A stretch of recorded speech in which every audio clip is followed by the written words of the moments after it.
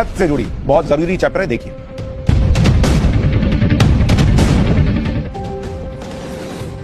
पहले क्या था कि लोगों को कभी कभार खांसी होती, आजकल आ गई जिद्दी खांसी। आमतौर पर खांसी 4-5 दिन में ठीक हो जाती थी, लेकिन इस बार ऐसी खांसी हो रही है जो कई कई हफ्ते चले जा रही है भाई, जा ही नहीं रही। वो ऐसे कोई रिश्तेदार नहीं होते जो आके बैठ गए जा ही नहीं रहे, वैसे रिश्तेदार टाइप बैठ गई, जा ही नहीं रही। अतिथि तुम कब जाओगे वाला हिसाब हो गया। अब सवाल ऐसा क्या हो गया, घर घर में यही चर्चा कि इस बार खांसी क्यों नहीं जा रही। अच्छा, हो सबको रही, जिसको फोन कीजिए अरे मेरे बच्चे को खांसी, अरे मेरे बच्चे को भी ऐसा चल रहा है, अरे मेरा गला बैठा, अरे मेरा भी बैठा हुआ, ऐसा चल रहा है।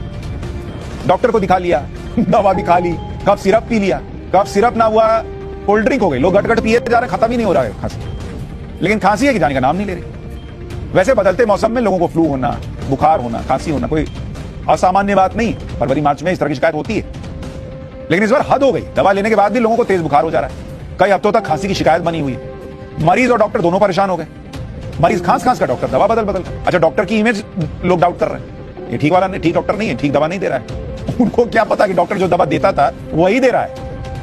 इस बार वायरस ठीक नहीं है, डॉक्टर तो वही है।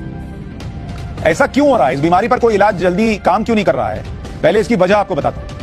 अस्पतालों की ओपीडी में तेजी से बढ़ते बुखार और खांसी के मरीजों को लेकर आईसीएमआर यानी Indian council of medical research ने एक मेडिकल रिपोर्ट जारी की, जिसके मुताबिक इस तरह की बीमारी के पीछे H3N2 इन्फ्लुएंजा वायरस है। जरा इसके बारे में आपको जानकारी दूं उससे पहले इसका नाम आपको बता देता हूं, ये याद रखें, H3N2 influenza virus, influenza virus. ये है वो जो आपके अंदर घुस के बैठ गया, जा नहीं रहा। तो इसका नाम तो आपको पता होना चाहिए, किसको कोसना है, डॉक्टर को कोसना क्या होगा, ये वायरस को कोसना। ये फ्लू वायरस फिलहाल हवा में मौजूद है और दूसरे फ्लू वायरस से ज्यादा संक्रामक है, इसलिए हवा में घुलकर सांस के अंदर चला जा रहा है। यह वायरस कोविड की तरह आपके रेस्पिरेटरी सिस्टम यानी आपके श्वसन तंत्र पर हमला कर रहा है। लेकिन ये कोविड वेरिएंट नहीं है, ये मत सोचिएगा कि कोविड नहीं है, और ये जानलेवा भी नहीं है, जान नहीं जाएगी। लेकिन इस वायरस की चपेट में आने वालों में नाक, गले, सांस लेने में दिक्कत, खांसी, जुकाम, बुखार, सिरदर्द, डायरिया, ये सब लक्षण दिख रहे हैं। इस संक्रमण का असर 5 से 7 दिन तक रहता है। तेज बुखार आता है जो 3-4 दिन बाद कई बार उतर भी जाता है, लेकिन खांसी 3 से 4 हफ्ते तक बनी रहती है। मतलब बुखार चला भी जाए, खांसी नहीं जाती। अस्पतालों में इसके मरीज लगभग 40% बढ़ गए। तो आप अकेले नहीं है, कईयों को हो रहा है, बहुतों को हो रहा है। यह वायरस 15 साल से छोटे और 50 साल से ज्यादा उम्र के लोगों पर ज्यादा असर करता है।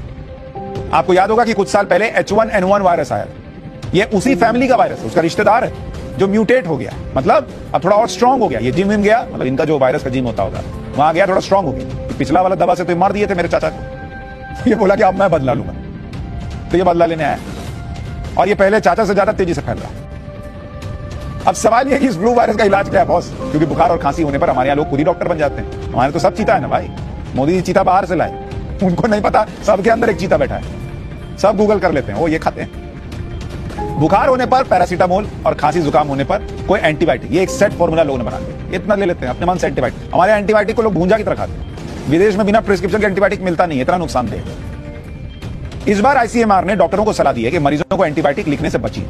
लोगों को भी बिना डॉक्टर की सलाह के कोई भी एंटीबायोटिक नहीं लेनी चाहिए। ऐसा क्यों कहा जा रहा है वो आपको आगे बताऊंगा, लेकिन उससे पहले उन एंटीबायोटिक्स के नाम बता देता हूं जिन्हें आप बिना सोचे समझे खा रहे हैं। जैसे एक है एमॉक्सिसिलिन,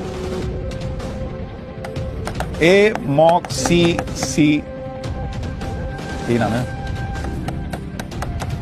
एमॉक्सिसिलिन।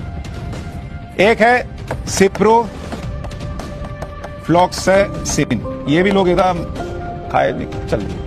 एक है नॉरफ्लैक्सासिन, नॉरफ्लॉक्सासिन ये वाला भी। एक है ऑफ्लॉक्सासिन, ये भी लोग खा रहे हैं। तो थोड़ा सोच समझ। आईसीएमआर ने अपनी रिसर्च में पाया कि इस फ्लू वायरस से लोगों को डायरिया की दिक्कत हो रही है, इसलिए बहुत से डॉक्टर भी धड़ल्ले से एंटीबायोटिक का कोर्स चलाते हैं। लेकिन 70% मामलों में डायरिया फ्लू की वजह से नहीं बल्कि वायरल की वजह से हो रहा है, जिसमें एंटीबायोटिक की जरूरत ही नहीं। इसलिए बिना फ्लू की जांच किए बिना ये एंटीबायोटिक देना ठीक नहीं है। डॉक्टर्स को पहले एंटी एलर्जिक दवा देनी चाहिए और उसके बाद आगे का क्या हिसाब किताब होना चाहिए सोचना चाहिए।